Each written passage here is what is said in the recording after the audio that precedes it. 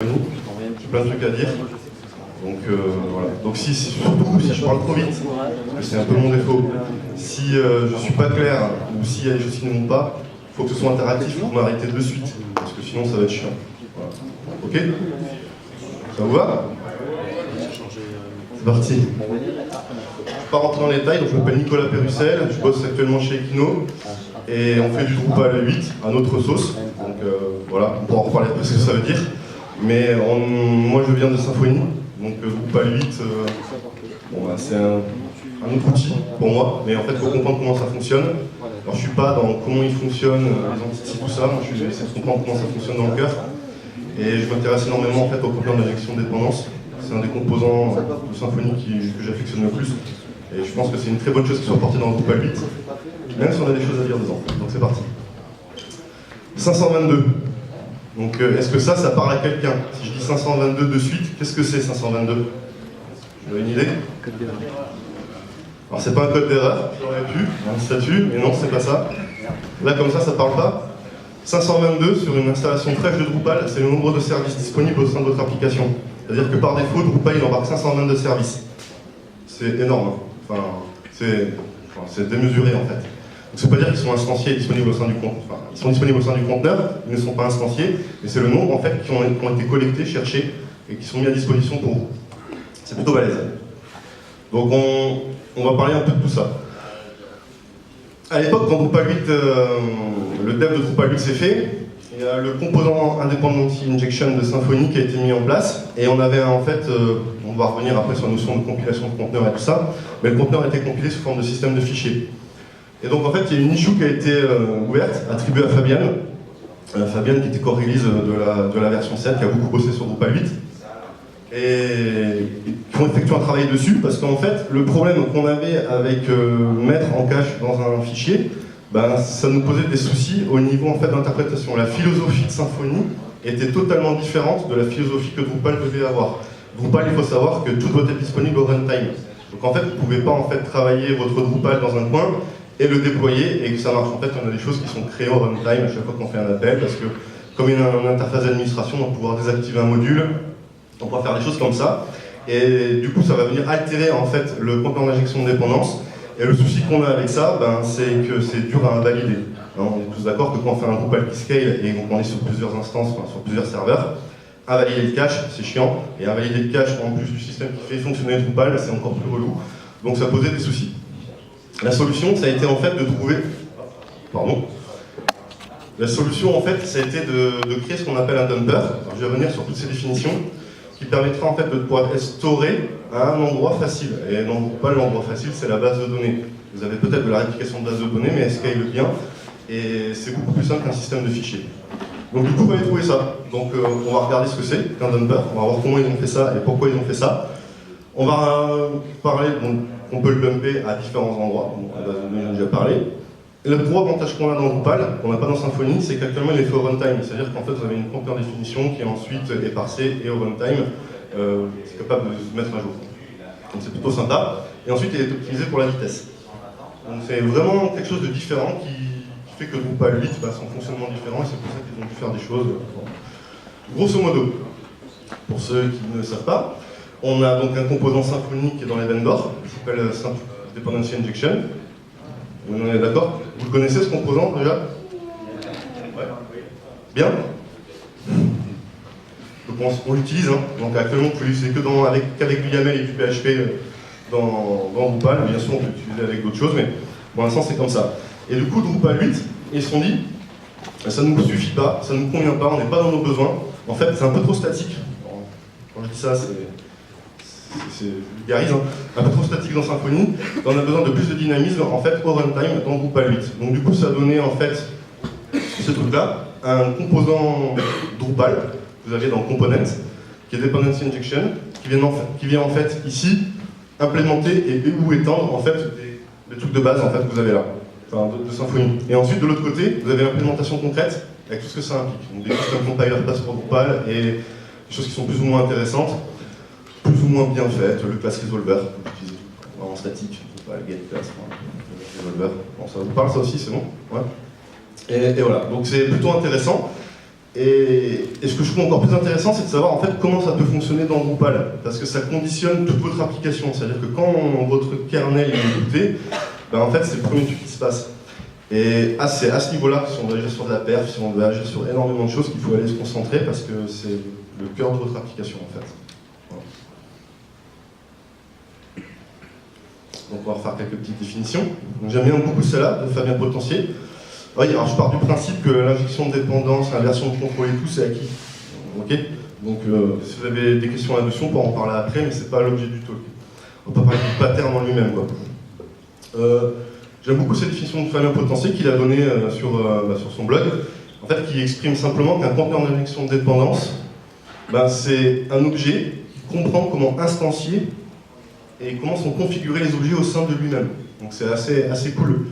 Et grosso modo, il doit comprendre en fait ce qui arrive aux arguments de vos objets pour être construits et les relations entre les objets.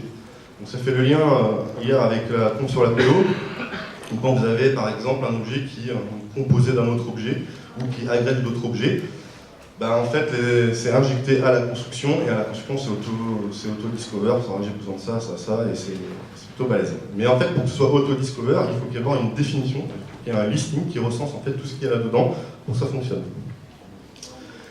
Et pour ce faire, pour savoir comment ça fonctionne, on utilise un objet spécial qui s'appelle une definition. Donc ça donne une définition de service. C'est grosso modo, c'est un objet spécial qu'on trouve dans Symfony, donc là il est utilisé tel quel dans Drupal, qui permet simplement de définir comment votre service doit être instancié par le conteneur d'injection de dépendance. Service container. Voilà. La définition est très importante. On verra qu'on a quelques limitations, parce qu'on ne peut pas utiliser la définition du conteneur d'injection de Symfony tel quel. Il y a des choses qui ne sont pas disponibles dans Drupal.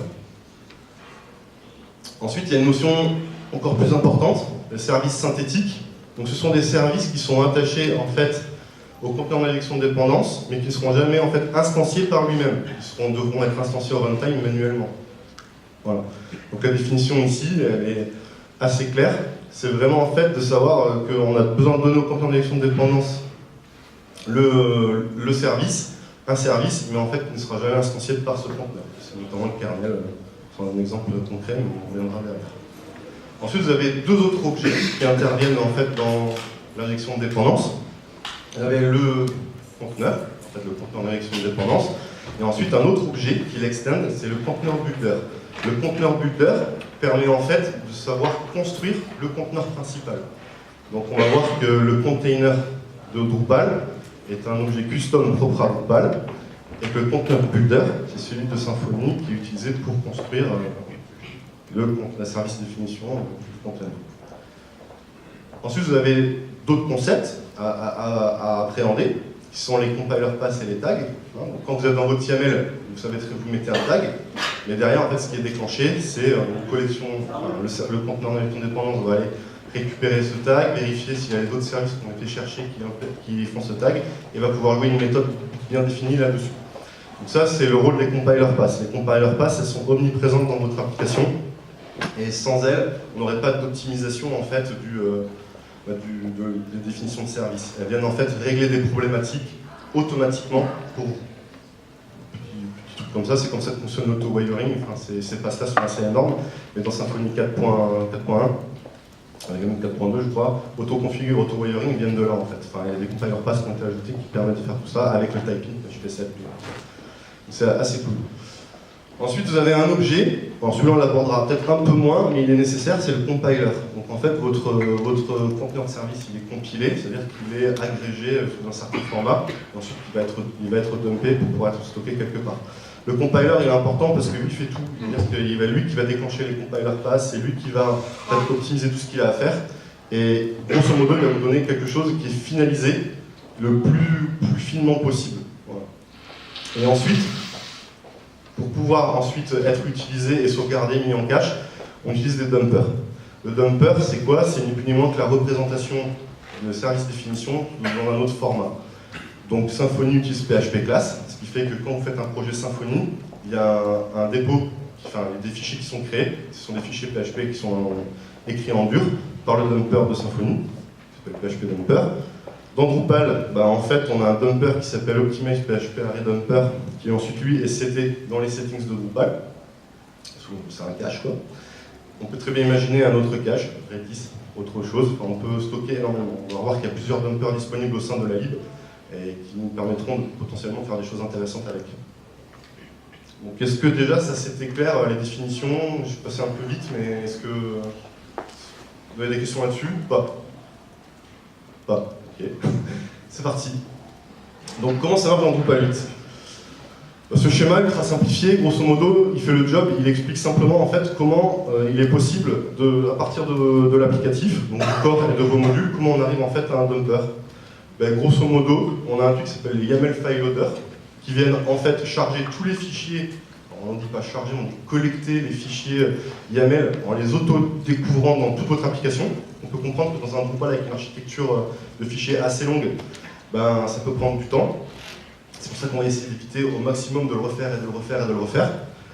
Ensuite, on a un truc qui s'appelle Service Provider, qui sont également collectés. Donc si vous avez un module, vous implémentez un MyModule Service Provider, bon, bah ça c'est auto-discover par Drupal. Donc ça c'est un truc qui est dans la classe qui va nous permettre en fait de collecter ce qui s'appelle Discover Service Provider et qui va nous permettre en fait de détecter dans vos modules qu'il y a ça. Donc c'est assez intéressant. Mais il faut d'abord connaître tout ça pour savoir qu'est-ce que vous voulez en faire. Ensuite, bien sûr, il y a ceux du corps qui sont déjà installés, tout ça. Tout ça viennent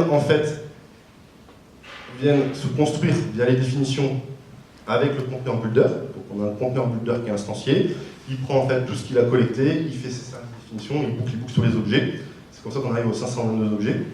Ensuite, une fois que ça, il a fait son job, il lance une phase de compilation, qu'il appelle une méthode qui s'appelle compile, sur l'objet compiler.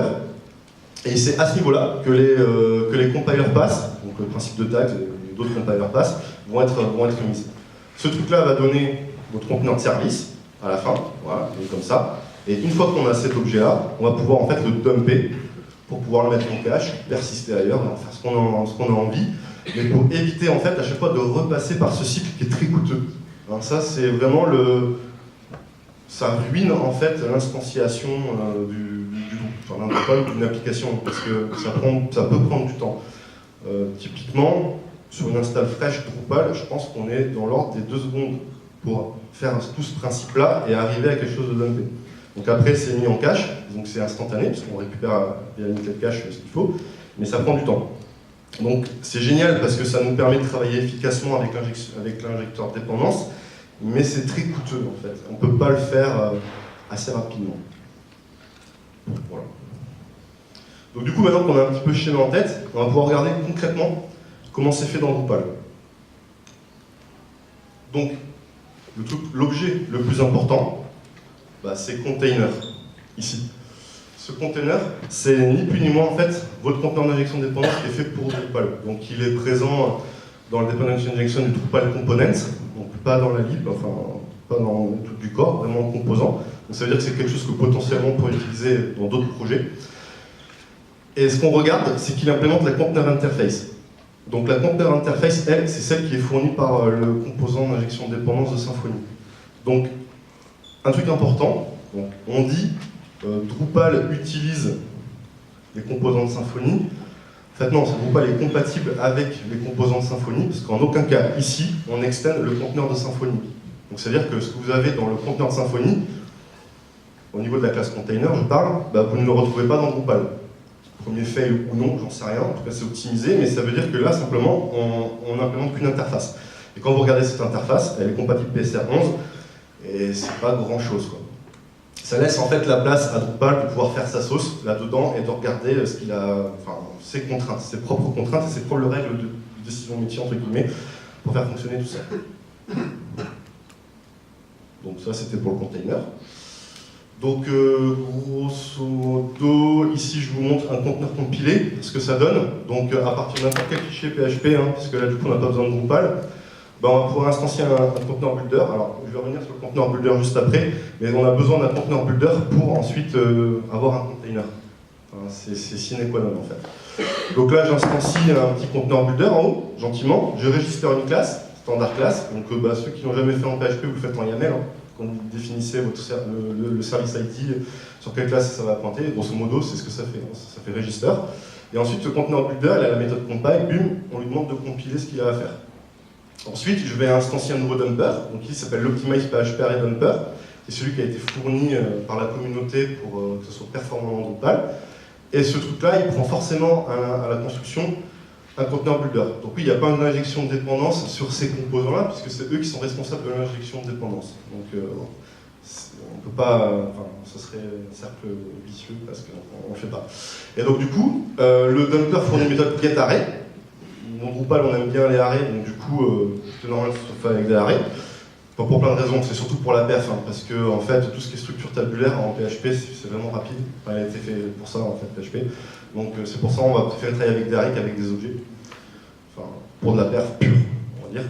Et ensuite, une fois que j'ai fait tout ça, bah, je vais pouvoir en fait avoir mon conteneur qui est un new conteneur de la conteneur définition qui a été donnée, qui a été dumpé. Et quand je le dump, bah, j'ai ce résultat en sortie. Donc là, le var dumper, hein, faut l'utiliser tout le temps ce truc-là, c'est excellent. Et qu'est-ce qu'on remarque? C'est qu'on remarque en fait qu'on a une service définition. Et en fait, ce que fait le optimize PHP array dumper, c'est au niveau des services définition qui sont créés, de savoir comment ça va être injecté. Ben, ici, on a notre nom de service, la clé, l'ID du service. Et ici, en fait, sa définition qui est sérialisée. C'est ça, en fait, voilà. Et une fois qu'en fait, au runtime, ben, ça va être fait, ça va être beaucoup plus rapide. Et on va pouvoir avoir, quand vous faites un get sur votre compte d'injection de dépendance, ça va désérialiser ça pour pouvoir instancier votre objet comme il faut grâce à la définition. Donc voilà. Je passe sur les autres trucs, on en reparlera peut-être après, les services privés, pourquoi c'est frozen, parce qu'on a un paramètre back qui est balancé, donc on peut le figer, mais c'est pas la question. Donc dans des cas de forte performance, si vous en avez besoin, bah, il faudra refaire un petit travail sur le kernel et travailler là-dessus, ça c'est intéressant. Donc ensuite, on a ce Drupal Container Builder, qui lui, à l'inverse de l'autre, qui implémente l'interface, bah, lui carrément l'extend. Donc il y a un petit alias, hein, Symfony Container Builder, voilà, c'est Container Builder, vous avez en haut les deux alias. Donc grosso modo, ce qui fait ce truc-là, c'est qu'il surcharge. Il surcharge en fait quelques méthodes du Container Builder, simplement pour balancer des exceptions quand ça lui va pas en fait, notamment au niveau du string to lower.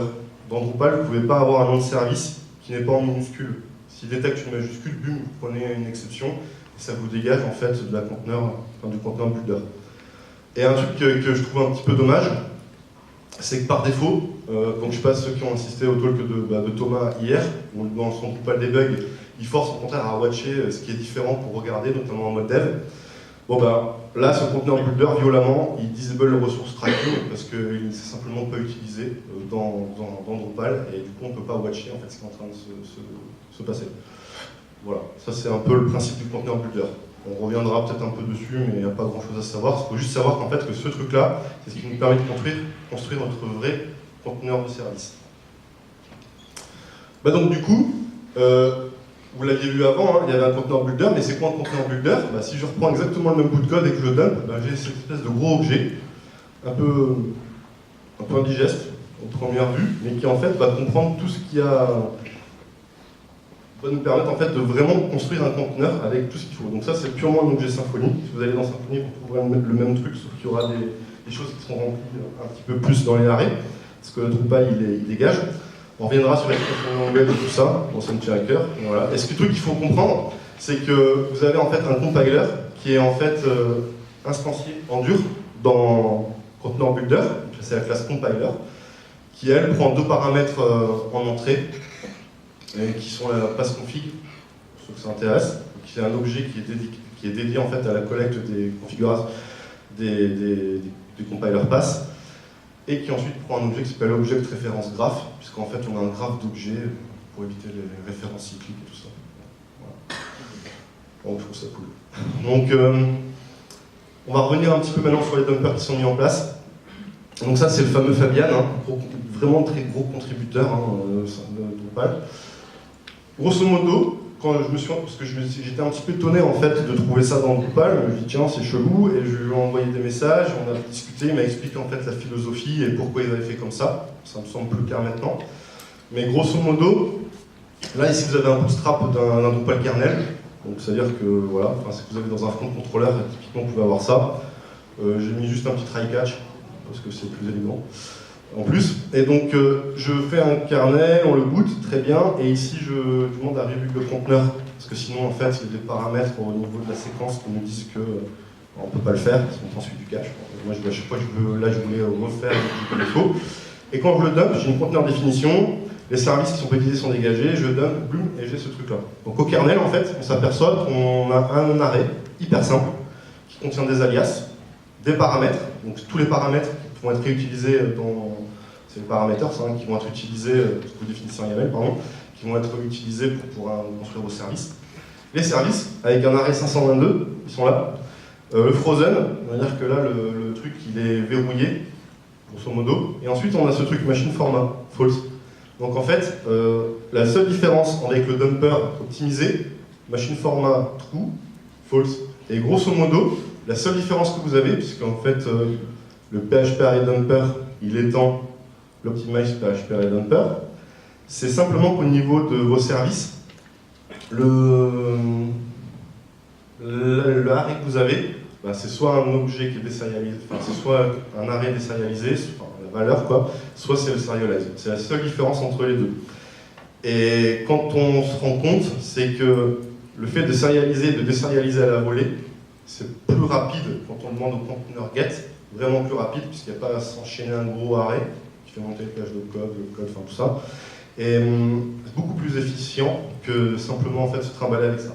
Alors on dit, ouais, mais pourquoi ils l'ont fait, PHP array dumper? Bah, grosso modo, ils se sont rendus compte que c'était difficile à débugger quand on était comme ça, montrer des trucs après.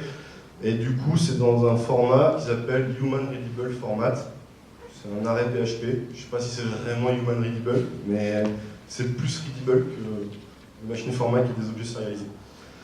Vraiment dans un petit but de jeu d'un peu. Donc, vous voyez qu'on n'a pas besoin en fait de faire beaucoup de choses dans Drupal pour travailler avec son service container. On a tout ce qu'il faut là en fait pour pouvoir le faire. Et le truc qui est assez cool, c'est que quand on utilise le kernel, enfin le kernel qu'on boot, on va pouvoir peut-être même ici récupérer celui qu'on a déjà en cache et pouvoir regarder en fait ce qui se passe pour pouvoir mieux le travailler et l'optimiser. Voilà. Ça peut se faire quand on essaye d'avoir de la performance sur son application, d'essayer en fait d'aller granulairement travailler ce truc-là, parce que c'est le tout objet en PHP est une mauvaise pratique. Hein. Alors je sais que là on parle beaucoup d'objets, et j'adore l'objet, je suis un grand fan. Mais PHP, le tout objet, c'est bon. Avec PHP 7, c'est un petit peu moins vrai, mais c'est pas bon en fait. Il n'est pas vraiment fait pour ça. On sait très bien qu'un flat PHP sera plus rapide qu'un truc qui utilise énormément d'objets. Le coût de l'objet en mémoire est assez énorme, donc voilà, on peut avoir des choses à optimiser là-dedans. C'est pour ça que le array c'est plus performant. Voilà. Donc du coup, si vous voulez vous amuser avec les dumpers, il n'y a pas grand-chose à faire, il n'y a que ça. Et là, j'en ai mis quelques-uns, donc il y en a qui sont fournis par ceux de Symfony, et on peut faire un petit tour dessus. On a le PHP dumper, donc lui en fait ça va faire quoi? Ça va simplement écrire des classes PHP, comme ça elles sont require et autoloadées, et ça va pas, il n'y a pas d'interprétation en fait, c'est un fichier PHP direct, et on sait que c'est rapide ça. Et c'est pour ça que la connexion de Symfony est rapide, parce qu'on va interpréter du PHP direct. Ensuite, vous pouvez avoir une autre représentation pour pouvoir le travailler différemment, un XML dumper ou un YAML dumper, pour imaginer d'autres formats. Ça, pourquoi il peut y avoir ça? Bah, bien souvent, en fait, pour débugger, XML dumper permet en fait de lancer une moulinette et tout ça, et du coup de pouvoir remonter des problèmes en amont dans le conteneur. C'est quelque chose qui peut être pas mal. Et puis si vous devez transiter, on n'est peut-être pas là, mais si on doit transiter un conteneur d'injection de dépendance d'un Drupal à un autre, peut-être qu'XML peut être pas mal sur un service web. Voilà. Imaginons, ça peut être des choses comme ça. Et un autre que j'affectionne particulièrement, mais je vous encourage absolument pas à le faire avec Drupal, c'est le graphics dumper, qui nous permet de générer un graphe d'objet. J'ai pas réussi à l'avoir, ce graphe d'objet, tellement c'était violent. Donc, si vous avez un conteneur qui est optimisé avec simplement vos services, ça peut être intéressant. Hein, vous avez en fait, ça vous permet en fait de voir l'ordonnancement en fait de vos graphes dans le graphe d'objet, au parcours. Une représentation qui est un peu sympa, un petit peu différente d'un array, et au moins elle est réellement optimisée, puisqu'en fait les services qui dépendent les uns des autres sont vraiment bien agencés. Voilà, bon, on fait comme avec le graphics dumper. Et bien sûr les deux autres d'avant de Drupal. Bon, à la répète, on m'a dit que ça c'était un peu indigeste. On m'a demandé de refaire un schéma, je ne l'ai pas fait. Donc du coup, on va s'accrocher, puis on va essayer de voir comment ça marche. Donc on est au niveau de notre front controller. Le front controller dans une application Symfony, on peut dire que c'est une application Symfony total. Dans une application Symfony, c'est le fichier qu'on a index.php. Ça c'est le point d'entrée. Hein. On sait que Drupal, Symfony sont des frameworks qui sont orientés request response. Et du coup, ça passe forcément par un fichier, c'est-à-dire qu'on prend en entrée une request et on va ressortir une response. Ça se passe, c'est la responsabilité du front controller. Ce front controller, donc l'index.php, tout démarre de là. Dans ce front controller, on a un kernel, Drupal kernel, qui en fait implémente l'interface, kernel interface de Symfony. Donc il implémente l'interface, n'étant pas le kernel Symfony. Donc on ne peut pas dire que ça utilise vraiment Symfony. J'insiste sur le truc. Et dans ce kernel, on a une méthode qui nous dit que dans la kernel interface, on a une méthode qui s'appelle handle, qui nous permet de gérer en fait la request qui rentre, et d'en sortir une réponse. Et dans cette handle de Drupal, on a boot. Voilà, une méthode de boot. Dans cette méthode de boot, le premier truc qu'il fait Drupal, c'est qu'il va aller chercher ses settings, parce que sans settings, pour en parler très longtemps aussi des settings, les settings qu'on a dans Drupal sont la clé de voûte de votre application. Sans settings, en fait, on n'a rien, parce que c'est basé sur ça, à l'ancienne. Et donc, on va d'abord récupérer les settings de manière statique, un peu dégueulasse. On va les récupérer, on fait des trucs. Et ensuite, le premier truc qui est appelé, c'est l'initialize container. Donc là, dans la séquence, on se rend compte que directement, on a forcément besoin d'une injection de dépendance. Et c'est normal, parce que sans lui, on ne peut rien faire, on ne peut pas instancier notre database, on ne peut pas instancier notre système de cache, on ne peut rien faire. En fait. Je passe sur cette phrase parce qu'elle est obscure, mais il faut savoir que vous pouvez déjà présetter un conteneur qui évitera d'aller rebuilder un conteneur avec save conteneur, notamment quand vous êtes dans les phases de test. Ensuite, ce qui va se passer, c'est que Drupal va essayer de checker s'il y a des updates au niveau des modules, et si en fait on a une demande de rebuild du cache. Si on est dans les conditions, donc si on n'a pas d'update de module et si on n'a pas demandé à rebuild la conteneur définition, on va la récupérer depuis le cache, get cache conteneur définition. Donc ça, ni plus ni moins, ça va chercher ça dans votre système de cache. Votre système de cache actuellement, c'est la base de données. Ça récupère en base de données, ça le retourne à alimenter au conteneur. Donc déjà, voilà. Donc ça veut simplement dire que globalement, votre première request fait tout le traitement que je vais vous montrer, et après, on s'arrête quasiment là. Donc on gagne du temps. Si on n'a pas de conteneur qui est disponible, c'était via le save conteneur, c'est ça qu'il faut comprendre, et qu'on n'a pas de cache définition qui a été récupérée, ce qui va se passer, c'est que le conteneur va appeler la méthode compile container, le kernel pardon, va appeler la méthode compile container pour essayer d'obtenir un container et ensuite va le dumper avec l'optimus.php array dumper. Une fois qu'on est dans la méthode une fois qu'on est dans la méthode compile container, on se rend compte que le premier truc que fait Drupal, on fait quelques trucs par rapport à la session utilisateur, en fait il la stocke, il la dégage parce qu'il en a besoin, il ne veut pas en fait que les services puissent utiliser cette session, enfin tout un truc. Mais grosso modo, on va chercher les service providers. Et là c'est tout con, c'est hardcodé, on ne peut pas changer ça, c'est module name service provider.php. C'est comme ça, c'est une espèce de convention. Et ils ont décidé que c'était comme ça et pas autrement. Ensuite, on a les paramètres en fait, de base de votre application qui sont setés dans le conteneur. On a les namespaces qui sont dans les registers, c'est-à-dire qu'en fait, actuellement, le conteneur il connaît tous les namespaces de tous les modules pour pouvoir aller travailler efficacement derrière. On a certains services synthétiques qui sont attachés, donc tels que le class loader, on en a besoin, kernel, parce que c'est le service qu'on est en train d'essayer de construire, et le service container. Et ensuite, une fois qu'on a fait ça, on a les fichiers YAML qui sont collectés. Ensuite, ce qui se passe, c'est qu'on a une nouvelle instance de conteneur qui est créée avec tout ce qu'on a fait avant. On réattache certains services synthétiques, parce que dans l'ordonnancement, ils ne pouvaient pas être faits avant. Voilà. Et ensuite, on a notre objet Drupal qui fait un save container, BUM, qui prend le this container, et ensuite ça retourne, on est content. Voilà. Donc, je vous encourage, si vous voulez, à faire ce schéma-là. Vous partez votre kernel, vous mettez des noms. Et c'est assez intéressant de regarder tout ce qui se passe. Et ça permet de voir la mécanique interne en fait, au kernel. Je trouve ça plutôt cool. Et une fois qu'on sait ce qu'on veut, on va pouvoir venir modifier en fait ce truc-là.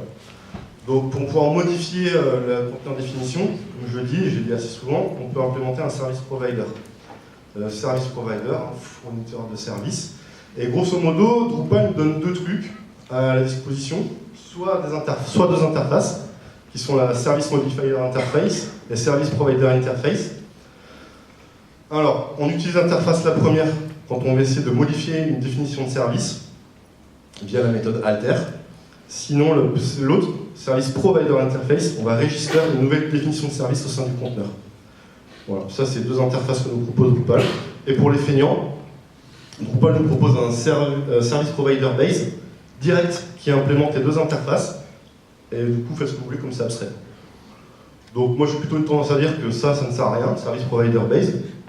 C'est une mauvaise pratique. Alors, ce qui est con, c'est que dans la documentation de Drupal, j'ai écrit qu'il fallait utiliser Service Provider Base. Parce que les gars de la communauté m'ont fait remarquer que c'était plus facile d'utiliser ça que de choisir l'interface. Je n'ai pas osé défaire mon travail, mais c'est un truc qu'il faudrait, je pense, faire. Je suis pour que le corps supprime cette classe qui ne sert à rien. Enfin, c'est même pas une classe. Bref. Et donc, du coup, vous implémentez une ou deux interfaces, les deux, voilà. Donc, du coup, vous êtes assez grand pour implémenter une interface, on n'a pas besoin du tiers. Voilà. Et donc, et à partir de là, vous allez pouvoir commencer à interagir avec les définitions de service du conteneur et venir faire des choses. Donc, quand je dis interagir avec une définition, c'est-à-dire que vous allez pouvoir peut-être venir la modifier. Donc, c'est-à-dire que vous allez pouvoir changer des arguments à la volée. Vous allez pouvoir modifier tout ce que vous avez envie, quasiment, de la manière dont l'ODB va être instancié. Vous allez pouvoir la dégager violemment. On a relevé un problème, nous, dans le corps Drupal, au niveau, dans une certaine configuration, on a le reverse proxy qui n'est pas bien seté, ou qui ne peut pas se setter correctement, en fait. On est sur un cas particulier, AWS, les ALB, enfin tout ça. Et en fait, c'est simplement que c'est implémenté d'une seule manière dans Drupal, et nous, on a proposé un patch qui permet en fait de le faire un peu plus à la manière Symfony. Et du coup, on a utilisé une compiler pass pour venir modifier en fait une définition de service en la dégageant, notamment dégager reverse proxy middleware dans stack, parce que ça ne sert à rien ce truc-là, à part parasiter. Bon. Et voilà. Bon. Donc voilà, c'était un petit moment rageux, pardon. C'est parti. Et donc, le truc qui est intéressant, c'est qu'au runtime, vous allez pouvoir faire ce genre de choses. C'est vraiment la compilation, hein. C'est quand on va lancer, on va pouvoir faire des trucs, et comme j'ai dit ici, public register, add compiler pass, par exemple, et là j'injecte une nouvelle compiler pass, qui s'appelle make custom extension pass, et vous avez l'exemple de code à ce niveau à côté, qui implémente la compiler pass interface de Symfony, et là vous allez pouvoir travailler dans votre conteneur d'injection, comme vous voulez, quoi. Et après, un exemple avec l'alter, vous allez ici pouvoir venir modifier des choses, et ajouter des arguments, une référence à un service ici, par exemple. Donc ça, c'est vraiment super puissant. Et ça devient de plus en plus utilisé, hein, je le vois, dans ce qu'il faut faire. Et c'est vraiment quelque chose qu'il faut essayer d'utiliser pour mieux travailler avec vos objets. Et le truc qui est juste intéressant, j'ai souligné en bleu là-bas, c'est que par convention, on essaie de mettre les compiler pass que l'on développe dans un outil qui s'appelle compiler. Voilà. Donc ça vient de Symfony. Et du coup, Drupal reprend ce principe. En tout cas, un truc un peu plus tricky, c'est qu'il faut savoir qu'avant toute chose, je vous ai menti tout à l'heure, je dis avant toute chose, on va d'abord chercher les settings et ensuite on va instancier le conteneur, enfin on va le demander à initialiser. En fait, il faut savoir que, et ça c'est bien, c'est très très bien, parce que les gars qui ont fait ça dans la communauté, c'est pas quelque chose que Symfony fait typiquement, et ça je trouve que c'est génial parce qu'il fournit un pré-bootstrap, en fait, une prédéfinition de service pour pouvoir faire des choses avec. Grosso modo, quand vous êtes dans votre objet kernel, vous avez une propriété privée qui s'appelle Default Bootstrap Container Definition, qui est en fait une définition de service qui permet de travailler avant que la vraie définition de service, enfin le conteneur, soit buildé. Ce qui fait que vous pouvez faire des choses avant dans votre application. Ça peut s'overrider au niveau des settings, c'est-à-dire que quand vous êtes dans vos settings, vous avez une clé qui s'appelle Bootstrap Container Definition. C'est pour ça que les settings sont chargés en premier. Vous pouvez surcharger pour avoir des services disponibles avant la construction de vos conteneurs builder. C'est vraiment plutôt pas mal. La seconde solution, c'est d'extendre le Drupal kernel et de réimplémenter certaines méthodes. Mais en fait, ça permet de faire des choses intéressantes. Alors on me dit, ouais, mais c'est quoi le cas d'usage? Moi, je vous en donne un cas d'usage. Si je suis dans un cas où je fais un Drupal kernel custom, parce que j'estime que j'ai besoin de performance ou truc en plus, et que je veux par exemple récupérer un service la définition de service de manière distante. Je vais pouvoir ici, par exemple, m'injecter un guzzle, construire un client guzzle, et avant, dire ma conteneur de définition, je la récupère depuis un web service. Et du coup, après, je peux faire mon set conteneur. Si j'ai mon set conteneur qui est fait, j'ai la cache get conteneur définition qui va être mise, ainsi de suite. Et du coup, je vais gagner du temps. C'est typiquement un exemple de chute qu'on peut faire, je trouve qui est vraiment bien, et c'est vraiment une très bonne chose d'avoir fait ça, quoi. Enfin, moi, je trouve ça bien, c'est super bien pensé. Donc après, bien sûr, on a des bonnes choses, on a vu que c'était implémenté, mais on a quelques mauvaises choses. Alors, ce sont les miennes, hein. Si vous avez envie après de me taper, on pourra le voir après, mais pour moi, je ne parle pas beaucoup, mais on perd en fait en puissance puisqu'on n'a plus Expression Language. Expression Language n'est plus une dépendance en fait du projet. Et du coup, en fait, ça ne nous permet plus de faire ça dans le conteneur. Donc, checker un paramètre et d'avoir un fallback dessus. Alors, moi, je trouvais ça utile. Hein. Expression Language ici nous fournissait paramètres. Là, on l'a pas. Hein. En gros, on peut rentrer dans le détail. Et après, on avait service qui permettait en fait ici de s'injecter un service ou autre chose par rapport au résultat d'une méthode, d'un objet. Moi, je trouve ça hyper intéressant aussi quand on est dans un cadre un peu dynamique. Et là, on a pu. Et après, bien sûr, comme on a pu Expression Language, on a pu les expressions. Donc, on peut ajouter nos propres expressions pour pouvoir venir modifier tout ça. Donc, on a pu le collector d'Expression Language et tout. Enfin, je trouve ça un peu dommage, mais voilà. Ensuite, typiquement, je ne sais pas si vous avez vu passer, Nicolas Grécas, vous l'avez vu hier, il ajoute en fait le support, il aimerait ajouter le support de l'immutabilité au niveau de l'injection de dépendance faite avec set, via les setters. Et donc, grosso modo, d'après ce que je comprends, si ça demain ça passe dans Symfony, comme on a vu qu'en fait on n'implémentait pas, qu'on n'était que compatible, on n'externe pas, ça c'est un support pour l'immutabilité, on ne sait pas quand est-ce qu'on l'aura, et c'est dur d'avoir une vision dessus en fait. Après, actuellement, dans Symfony, on a des choses cool qu'on ne trouve pas dans Drupal, parce que simplement, comme c'est redéfini, les choses sont refaites, on est un petit peu en retard. Donc, auto-wiring, ça c'est génial, parce que vous n'avez plus besoin d'aller dans votre fichier de service YAML et de définir vous-même, tout se fait par un prototype int, et ça s'auto-wire, donc vous n'avez plus rien à faire. Donc c'est fini la galère de savoir comment ça marche. Je finis la galère, quand vous êtes dans des objets complexes, ça reste. Mais la majorité du temps, pour simplement au niveau du type int, il y a juste à bien type inter, puis c'est réglé, quoi. L'auto-configure aussi, je trouve ça dommage. Actuellement, dans Symfony, quand vous êtes dans un répertoire commande et que vous implémentez la commande interface, ou quand vous êtes par exemple dans l'Event Subscriber avec l'Event Subscriber Interface, automatiquement, Symfony comprend que ça, ce sont des choses qui sont liées à l'Event Dispatcher, qui sont liées pour les commandes, et du coup, il n'y a pas de travail à faire en termes de définition de service. Parce qu'on met l'auto-configure, ça fait plein de trucs. Donc ça, l'auto-configure, je pense que c'est un sujet qui est portable dans Drupal. Donc je vais essayer de pencher ça, parce que ça, c'est génial aussi. Il n'y a plus besoin de se prendre la tête, quoi. Ensuite, par défaut, public false. Donc ça veut dire que vos services dans le conteneur ne peuvent pas la récupérer, parce que vous voulez les cacher. Par défaut, dans Drupal, c'est pas ça, quoi. Ensuite, pour ce qu'on fait du Symfony, ici vous avez la commande qui vous permet en fait de débugger le conteneur, qui est un petit peu comme ça, qui prend des fils, qui prend des trucs, show argument. Bon, je ne vous montre pas show argument, mais vraiment bien. Ça permet d'avoir un regard sur le container assez facile. Dans Drupal, avec Drush, par exemple, c'est un peu une méthode hipster qu'on doit faire. C'est-à-dire qu'on évalue du PHP directement. C'est pas super trivial, et après, le seul moyen que j'ai trouvé, c'est soit tu modifies en disant si ma clé est égale à ce que je cherche, alors je m'arrête et puis je peux regarder de quoi c'est fait. Sinon, tu fais un grep. Et c'est ça, quoi. Enfin, c'est pas trivial. Et sinon, si vous utilisez Drupal console, alors Drupal console est basé sur Symfony console. C'est pour ça qu'on a un peu plus ce genre de choses. Mais en fait, ça s'arrête là, on ne peut pas aller beaucoup plus loin. Donc, en termes d'usage, qui utilise Drupal console? C'est bien. Okay. Vous avez de la chance. Vous n'allez pas être obligé de faire le truc des hipsters. Donc voilà.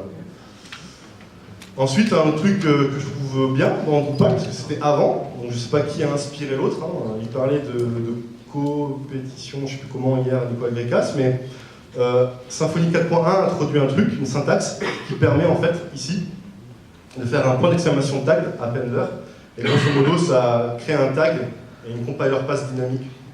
Et toutes les applications qui implémentent le tag qui a été défini comme ça sont collectées pour être travaillées suivant un itérable. En gros, grosso modo, on a un service collector qui fait à peu près la même chose dans Drupal. Et ça c'est cool. On peut juste regarder que c'est la syntaxe, elle est peut-être un peu plus verbeuse sur Drupal que Symfony. Donc ça aussi, on ne l'a pas parce qu'en fait, quand on a copié-collé du code de Symfony ou qu'on a implémenté des trucs, enfin, on n'a pas implémenté, pardon, on a créé quelque chose à partir des interfaces, et bien, il faut à chaque fois avoir ce travail de refaire, de se tenir au courant, de réimplémenter de notre côté, enfin, ça peut être un peu compliqué. Le truc par défaut aussi, c'est que tous les services sont publics, c'est une mauvaise chose. Ça veut dire qu'ils sont tous présents au niveau de la conteneur définition, donc c'est pas forcément ce qu'on veut. Et on a un effet mécanique qui a bien été montré hier, si vous êtes allé faire des écoles avec AS, c'est que Drupal sera toujours derrière en fait Symfony. Et pourquoi? Parce qu'en fait, quand on n'utilise que les interfaces, principalement, on n'utilise que l'interface, ça veut dire qu'on a notre propre mécanisme. Donc s'il y a de bonnes idées qui arrivent dans Symfony, il faut les reporter de notre côté. Et ça, c'est un petit peu dommage. Donc je pense qu'il y a un travail à faire sur le fait d'utiliser les objets concrets et de les spécialiser, quoi. Donc voilà. Donc c'est ce que je mets en rose, hein. C'est que la plupart du temps, on se contente en fait d'implémenter l'interface et de pas utiliser le composant en tant que tel. Voilà. Dommage. Et ensuite, il y a un truc assez rigolo, code duplication. Je vous encourage vraiment à aller voir le YAML file loader du component Drupal. Parce qu'en fait, ce qui s'est passé, c'est qu'ils ont fait un copier-coller, donc un verbatim de l'objet, et ils ont commenté 2-3 lignes de code, et on a un gros commentaire qui dit que 98% du code vient de Symfony, et qu'à cause de ce que Symfony avait un problème, il n'était pas tout à fait standalone, ils ne pouvaient pas faire autrement. Le faire autrement, ça aurait été de contribuer à Symfony. Voilà. Et donc, ça veut dire qu'en fait, Drupal sait qu'il y a un problème avec Symfony à ce niveau-là, mais ne l'a pas remonté. Ils ont préféré copier. Et c'est dommage parce qu'on arrive à de la duplication de code. Et YAML file loader, c'est pas un petit morceau, quoi. C'est vraiment un gros truc. Donc je trouve ça un peu dommage. Voilà. Donc pour conclure, le conteneur d'injection de dépendance dans Drupal, il en est un petit peu assez. Alors c'est pas assez début parce que mine de rien, c'est assez évolué. Mais je pense qu'en fait, il y a vraiment un boulot pour essayer de plus s'abstraire avec des trucs trop custom, propres à Drupal, et essayer de s'aligner. Donc ça, j'ai vu qu'il y avait pas mal d'issues qui étaient ouvertes là-dessus, parler avec Fabienne, il y a des choses à faire en fait sur ce conteneur, ils le savent. Mais en fait, la priorité qui a été mise en place, c'était vraiment en fait de ne pas enregistrer dans un système de fichiers et d'enregistrer en base de données. Et ça, Symfony n'était pas capable de nous fournir. C'est-à-dire que les philosophies étaient totalement différentes. Et j'ai beaucoup critiqué le conteneur d'injection de dépendance de Drupal, mais en fait, il est hyper performant. C'est-à-dire que ce que vous avez en termes d'arrêt, c'est vraiment une très bonne chose. Et la conception qui en a été faite, elle est vraiment bonne. Le seul problème, c'est que ça demande un travail, on va dire, mensuel, quoi, de mise à niveau à chaque fois. Et ce travail-là, actuellement, il n'est pas forcément fait. Donc, du coup, on a un tout petit peu de retard, et c'est un peu dommage. Voilà, c'est pour conclure. Et après, un petit mot sympa. Donc, hier, on a vu la conférence de Thomas Calvé, alias Fancy Web, qui nous a présenté Kino Drupal Debug. On n'a pas montré cette slide hier, je ne sais pas pourquoi. Donc du coup, je vous la montre aujourd'hui. Donc ça permet vraiment d'accélérer, d'amener de la DX dans Drupal, quand on dev, en local. Et je vous encourage vraiment à aller regarder ce projet, à simplement essayer de l'essayer, ce serait déjà excellent d'avoir des retours là-dessus. Et nécessaire pour d'autres objets dans la définition, mais tu ne veux pas en fait que tu ne veux pas que cet objet soit instancié via la version de contrôle par ton framework à un moment donné. Typiquement, le cas le plus simple, c'est le kernel. Kernel, il doit être connu par toutes les dépendances de la version de service, tout ce qui la constitue, et c'est toi qui instancie le kernel. Voilà, c'est pour ça, c'est ça un service synthétique. Alors après, par contre, je ne sais pas pourquoi ils l'ont appelé synthétique. Sémantiquement, j'avoue que c'est bizarre. Mais...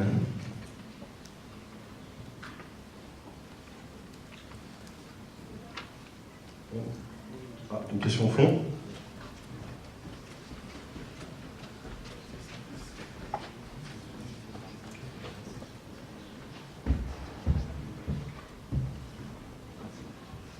Bonjour. En fait, j'ai des questions par rapport à la notion de performance dont tu parlais tout à l'heure, parce que en fait, tu dis que on peut réinstancier le kernel.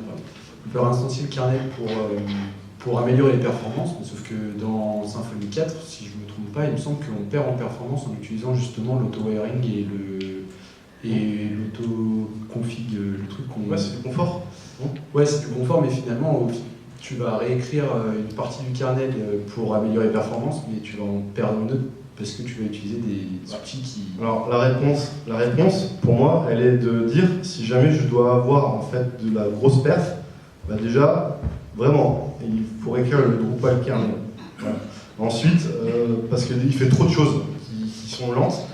Voilà, ça c'est simplement dire pour bootstrapper ton Drupal. Ensuite, au niveau du container, oui, l'auto-wiring, c'est pas un truc qui te fait gagner en performance, c'est juste du confort. Et l'auto-configure idem. Donc après voilà, il faut savoir, après il faut ajuster, il faut savoir ce que tu as besoin concrètement. Après, par défaut, l'auto-wiring et l'auto-configure dans Symfony 4 sont activés, ils sont à un trou, tu as juste à mettre false, puis voilà, puis du coup tu fais tes services comme il faut. Mais après, la philosophie est différente. On peut se permettre de perdre du temps en fait sur Symfony, puisque quand tu déploies une application Symfony, tu la déploies compilée. Tandis qu'il n'y a pas d'action en runtime. C'est-à-dire que Drupal, tu le déploies, très bien. Demain, ton utilisateur, il peut désactiver un module. Alors, je ne sais pas si on le fait ou pas, mais enfin, on verrouille ça parce qu'on a besoin. Enfin, on ne veut pas que ça fasse ça, mais dans beaucoup d'installations de Drupal, vous donnez la main en fait à l'utilisateur final ou super admin, et du coup, il peut désactiver un module. Pire, il peut en ajouter un. Et ça, en fait, effectivement, s'il ajoute et qu'il n'a pas le comportement qu'il veut, à cause du fait statique que tu peux retrouver dans Symfony, ben, ça ne fonctionne pas. Donc dans Drupal, il ne faut pas que ça marche comme ça, en fait.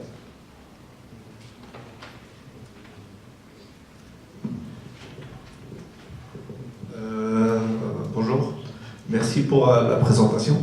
Donc, je voulais demander sur la partie service. On a un service YAML instancié, on a des services qui sont écrits en PHP. Donc, c'est quoi ça apporte quoi au niveau performance, au niveau de l'écriture de code sur les services.yaml, fichiers ou bien de... Ben, en fait, le souci, c'est que dans tous les cas, ce qui se passe dans Drupal, c'est que tu écrives en PHP dans le service provider, donc tu vois ce que tu as à faire, ou que tu vas chercher du YAML, déjà tu as une notion de parcours. C'est-à-dire que Drupal doit connaître ces trucs-là. Donc déjà, tu perds du temps simplement à avoir ça. Ça, c'est des Drupal qui fonctionnent comme ça. En théorie, PHP, que tu écris dans un service défini via des objets que tu instancies toi-même, sera toujours plus rapide que YAML. Parce que YAML, il faut l'interpréter. Et du coup, bah, c'est un temps, c'est un coût. En fonction de ton service 6.yaml où tu as différents modules, c'est un coût qui est non négligeable. Donc du coup, en fait, voilà, il faut toujours essayer d'avoir un seul YAML, pas les collecter, enfin, il y a plein de trucs. Et idéalement, là, tu ne seras pas forcément en gain. Après, dans Drupal, ce que tu peux faire, c'est vraiment de dire aussi, ben, si tu es sûr de toi, c'est de dire, je demande une construction de ma service définition, elle est en cache, et ensuite tu peux dire à ton kernel de ne jamais la rebuild, parce qu'en fait tu prendras toujours la cache. Et du coup là tu es gagnant de perf. Tu as un coût à la première request, et après, tu as une perte pendant la première request, et après c'est que du gain. On peut s'amuser comme ça dans le kernel. Voilà. Après, je sais que ça fait un peu peur quand on dit aller toucher le kernel, machin et tout, mais c'est votre applicatif en fait, c'est comment il fonctionne. Donc, on peut surcharger, et quand vous regardez le kernel, tout a été pensé pour que vous puissiez surcharger. Il y a très peu de méthodes privées, c'est beaucoup protégé, c'est bien pensé, ils ont mis des propriétés qui vont bien. Et ils ne le poussent pas, ils ne le disent pas, mais dans la manière dont c'est codé, ça pousse à vouloir faire son propre custom kernel. Dernière question. Bon, il n'y en a pas. Ben, merci à tous.